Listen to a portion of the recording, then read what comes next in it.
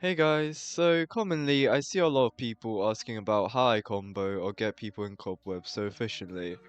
Well, to that, I'll try to summarize what to practice and simplify concepts that may seem difficult at first in today's video.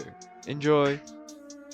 To trap someone in the cobweb permanently, first we need to check if they have a water bucket. In this case, yes, but by simply spamming a lava in the place where you think they will place the water, that will immediately cancel out their water and set them on fire when done correctly. Cobwebs is all about predictions. The idea is to place our cobweb right where the enemy's line of sight is. This will also prevent them from breaking the cobweb with a water bucket, and you being able to safely hit the enemy on their toes. This in general just requires you to be comfortable with an extra keybind for those cobwebs. I'll recommend setting this keybind to either the Alt key or any reachable mouse side buttons.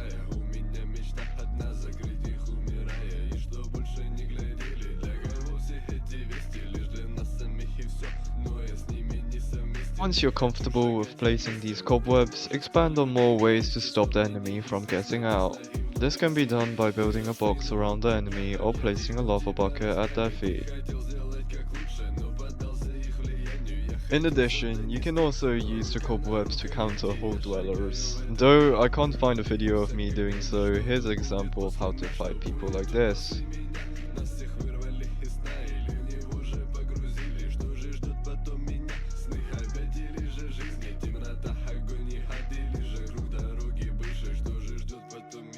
For combos to start, you would want maximum momentum and your enemy having the lesser end of it. Here we have a head hitter for crits, while the elevation blocks make it harder for them to hit us. A faster alternative is to start with some distance and place blocks or cobwebs. This would block off the enemy, thus reducing their reach. Jump in for a crit and hold jump till you hit the ground. This will give you a natural jump reset, which starts your combo. You can then keep said combo by simply sprint jumping and hitting the enemy consistently. I personally like to add crouches just when I'm about to hit the ground so I can time my hits more equally.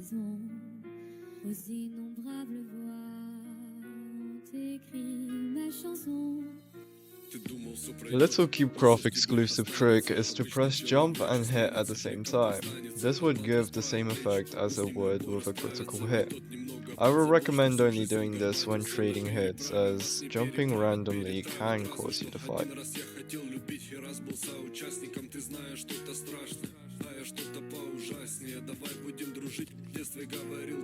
Again, the timing between when to hit and the speed of which you need to keep up differs from scenario, as the enemy may change in speed, start holding S to go backwards, etc. So it really comes down to practice and prediction where the enemy might go next. Once you're comfortable with keeping the combo, expand on more ways to start it, as it really comes down to the situation. Techniques such as jump resetting are pretty universal, so we'll get straight into that. Quick explanation, this is executed by timing a jump right when the enemy hits you, reducing your knockback, thus giving you advantage to start a combo. To practice this, hop onto Zeqa. Their bot duels are genuinely goated for practicing jump resets. Specifically, we want the sumo. Instead of trying to win against the bot, try to win trades against it by jump resetting, and repeat this until you can do this effortlessly.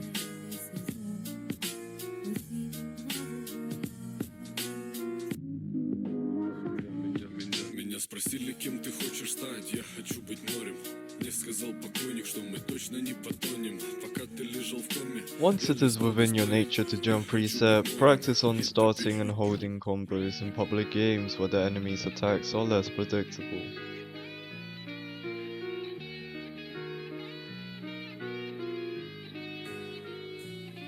Ну а кем ты хочешь стать? Я хочу быть морем. Мне сказал покойник, что мы точно не потонем, пока ты лежал в коме. Я листал дисплей. Я хочу быть морем и топить людей. Ну а кем ты хочешь стать? Projectiles, when used correctly, allows you to disrupt or end enemy combos by keeping a safe distance in the first place. Since you would have more speed going into your attack, you would almost always get an upper hand.